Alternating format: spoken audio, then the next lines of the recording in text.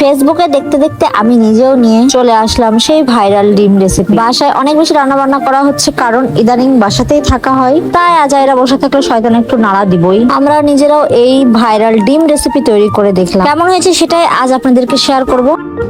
আসসালামু আলাইকুম, সবাই কেমন আছেন? এই সেই ভাইরাল রেসিপি যেটার জন্য মূল উপকরণ হচ্ছে ডিম। তাই ডিম সুন্দরভাবে ধুয়ে সিদ্ধ করতে দিয়ে দিলাম। মাঝে মধ্যে রান্না করতে আমার ভীষণ ভালো লাগে, নতুন নতুন রেসিপি ট্রাই করে দেখি, কিন্তু এতই অলস আমি আপনাদের সঙ্গে শেয়ারই করতে পারি না। কেন জানি মনে হলো এটা আপনাদের সঙ্গে শেয়ার করি, কারণ এটা ফেসবুকে দেখার পরে যেটা ভেবে আমি এই ডিম রেসিপিটা করেছিলাম তার থেকে আরো অনেক বেশি স্বাদ হয়েছিল। গাইস, জিভেতে জল চলে আসছে আমার এখনই। আমি যদি অলস না হইতাম প্রতিদিন এটা বানায় খাইতাম, আর যদি কেউ বানায় দিত তাহলে তো কোনো আর কথাই নাই, তাহলে 3 বেলায় ভাতের মতো করে খাইতাম। এদিকে আমার মেয়ে ডিম এত পছন্দ করে আগাগোড়ায়, তার মধ্যে সে পেয়েছে এতগুলা ডিম, সে চুরি করে খাইতে লাগছিল। যাই হোক, কোনো মতে বাঁচাইছি, যেটা বানানোর পর খাবি।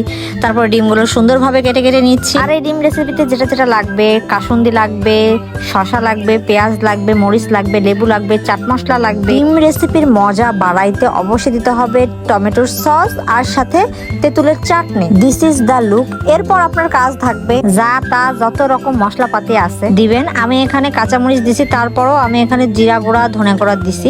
আপনারা আপনাদের ইচ্ছা মতো যত রকম চাট মশলা আছে দিবেন। মরিচের গুঁড়া দিয়েছি, আপনারা চাইলে চিলি সস ইউজ করতে পারেন, আর লবণ কিন্তু অবশ্যই দিবেন। এই সবগুলো উপকরণ একসাথে দিয়ে ডইলা মুচড়ে মাখাইতে হবে। মাখাইতে মাখাইতে আমি যে ফ্লেভারটা পাইছিলাম, নিজের জিভে নিজেরই জল চলে আসতেছে, এত মজার হয়েছিল।